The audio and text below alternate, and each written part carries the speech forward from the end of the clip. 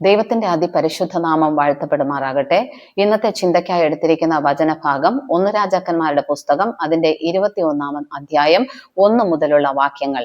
ഈ ഭാഗം വായിക്കുമ്പോൾ നമുക്ക് മനസ്സിലാക്കാനായിട്ട് സാധിക്കും, നാബോത്ത് എന്നൊരു മനുഷ്യന് ഒരു മുന്തിരിത്തോട്ടം ഉണ്ടായിരുന്നു. ആ മുന്തിരിത്തോട്ടം ആഹാബ് രാജാവിന്റെ ശത്രുവായ ആഹാബ് രാജാവിന്റെ അരമനയുടെ സമീപത്തായിരുന്നു ആ മുന്തിരിത്തോട്ടം ഉണ്ടായിരുന്നത്. നാബോത്തിന്റെ മുന്തിരിത്തോട്ടത്തിന്മേല് ആഹാബിന്റെ ദൃഷ്ടി പതിയുന്നതായിട്ട് നമുക്ക് വായിക്കുവാനായിട്ട് സാധിക്കും. ആഹാബ് രാജാവ് നാബോത്തിനോട് ചോദിക്കുകയാണ്, നിന്റെ മുന്തിരിത്തോട്ടം ചീരത്തോട്ടമാക്കുവാനായിട്ട് എനിക്ക് വിട്ടുതരണം. ഇവിടെ തോട്ടം എന്നതുകൊണ്ട് ഉദ്ദേശിക്കുന്നത് നമ്മുടെ വിശ്വാസ ജീവിതം അല്ലെങ്കിൽ നമ്മുടെ ആത്മീക ജീവിതത്തെയാണ് കുറിക്കുന്നത്. മുന്തിരിത്തോട്ടത്തെ നിയന്ത്രിക്കുന്നത് പരിശുദ്ധാത്മാവാണെങ്കിൽ ചീരത്തോട്ടത്തെ നിയന്ത്രിക്കുന്നത് ശത്രുവായ സാത്താനാണ്. തോട്ടം പ്രത്യക്ഷത്തില് രണ്ട് തോട്ടവും ഒരേപോലെ നമുക്ക് അനുഭവപ്പെടാൻ സാധ്യതയുണ്ട്. എന്നാൽ മുന്തിരിത്തോട്ടത്തിന്റെ നിയന്ത്രണം എപ്പോഴും പരിശുദ്ധാത്മാവിന്റെ കയ്യിലായിരിക്കും. നമ്മുടെ ആത്മീക ജീവിതത്തെ നമുക്ക് ഒന്ന് ഇഴകീറി പരിശോധിച്ചു നോക്കാം.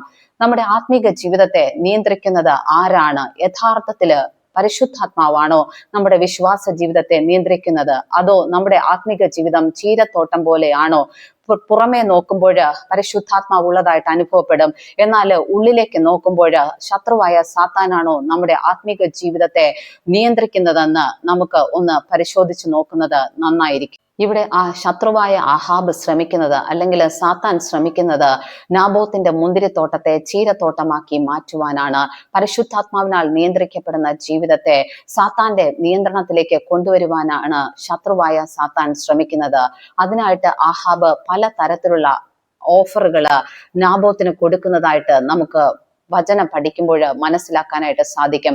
നാബോത്തിനോട് ശത്രുവായ ആഹാബ് പറയുകയാണ്, ഇതിനേക്കാൾ വിശേഷമായുള്ള മുന്തിരിത്തോട്ടം ഞാൻ നിനക്ക് തരാം, അല്ലെങ്കിൽ ഈ മുന്തിരിത്തോട്ടം നീ എനിക്ക് വിട്ടു തന്നാൽ അതിന് മികച്ച വില തരാം. ഇങ്ങനെയുള്ള ഓഫറുകൾ പറഞ്ഞിട്ട് നാബോത്തിന്റെ കയ്യിൽ നിന്ന് ആ മുന്തിരിത്തോട്ടത്തെ തട്ടിയെടുത്ത് അത് ശത്രുവിന്റെ നിയന്ത്രണത്തിലാക്കാനായിട്ട് ആഹാബ് ശ്രമിക്കുന്നതായിട്ട് നമുക്ക് വചനം പഠിക്കുമ്പോൾ മനസ്സിലാക്കാനായിട്ട് സാധിക്കും. നമ്മുടെ ആത്മീക ജീവിതവും ക്രമത്തിൽ പോയിക്കൊണ്ടിരിക്കുമ്പോൾ സാത്താൻ പലവിധമായിട്ടുള്ള വാഗ്ദാനങ്ങളുമായിട്ട് നമ്മുടെ മുൻപിൽ വരാം. ഇതിനേക്കാൾ മികച്ച ജീവിതം അല്ലെങ്കിൽ ഇതിനേക്കാൾ മികച്ച സൗകര്യങ്ങളൊക്കെ വാഗ്ദാനം ചെയ്തിട്ട് തന്ത്രപൂർവ്വം നമ്മളുടെ ആത്മീക ജീവിതത്തെ ക്രമം തെറ്റിക്കുവാൻ അല്ലെങ്കിൽ അതിന്റെ നിയന്ത്രണം കൈക്കലാക്കുവാനായിട്ട് സാത്താൻ ശ്രമിക്കാനായിട്ട് വളരെയധികം സാധ്യതയുണ്ട്.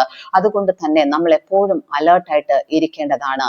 നമുക്കറിയാം, ക്രിസ്തു ജീവൻ കൊടുത്ത് നമുക്ക് അവകാശമായിട്ട് നേടിത്തന്നതാണ് നമ്മുടെ വിശ്വാസ ജീവിതം അല്ലെങ്കിൽ നമ്മുടെ ആത്മീക ജീവിതം എന്ന് പറയുന്നത്. ഇവിടെ നാബോത്ത് പറയുകയാണ്, എന്റെ പിതാക്കന്മാരുടെ അവകാശം വിറ്റുകളയുവാൻ യഹോവയായ ദൈവം സംഗതി വരുത്തരുതേ എന്ന് നാബോത്ത് പ്രാർത്ഥിക്കുകയാണ്. നമുക്കും ദൈവത്തോട് പ്രാർത്ഥിക്കാം, നമുക്ക് സ്വർഗസ്ഥ പിതാവ് അവകാശമായി തന്ന ആത്മീക ജീവിതത്തെ ഒരു പ്രലോഭനത്തിന്റെ പേരിലും വിറ്റുകളയുവാൻ ഇടയാവാതിരിക്കട്ടെ. നമ്മുടെ ആത്മീക ജീവിതത്തിന്റെ നിയന്ത്രണം എപ്പോഴും പരിശുദ്ധാത്മാവിന്റെ കയ്യിലായിരിക്കട്ടെ.